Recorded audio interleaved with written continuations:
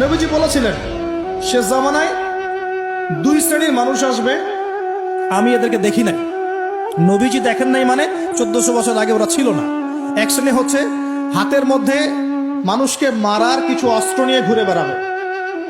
এরা মানুষকে নির্মমভাবে পিটাবে, নির্মমভাবে পিটাবে, নির্মমভাবে মানুষকে পিটাবে। এই শ্রেণীকে আমি দেখিনি, এরা আসবে পরে। আর এক শ্রেণী হচ্ছে এমন এক শ্রেণীর মহিলা বের হবে যারা কাপড় পরেও নগ্ন থাকবে, নিজেরাও আকৃষ্ট হবে, অন্যকে আকৃষ্ট করবে। তো এই মেয়েদেরকে তো দেখতে পাচ্ছেন, এখন পাচ্ছেন না? তার মানে কিয়ামত কাছে না দূরে? আর আমি এখন ওই হাতে লাঠিওয়ালা ওই গ্রুপকেও খুঁজে পেয়েছি। হাতে লাঠিওয়ালা সেই গ্রুপ কোনটা জানেন? ওই যে ঘরের মধ্যে ঢুকায় ঢুকায় যে ছেলেগুলোকে মেরে মেরে রাত্রেবেলা মেরে ফেলায়, সেটা গ্রুপে। বিভিন্ন হলে হলে দেখেন না, হকি স্টিক নিয়ে 8জন 10জন মিলে এক একটা করে ছেলেকে ডেকে নিয়ে পিটায় পিটায় মেরে ফেলায়। এইটা সেই ছেলে। এদেরকে যারা জন্ম দিয়েছে ওই বাপের জন্য ধিক্কার। এদেরকে যারা জন্ম দিয়েছে এই বাপের জন্য ধিক্কার।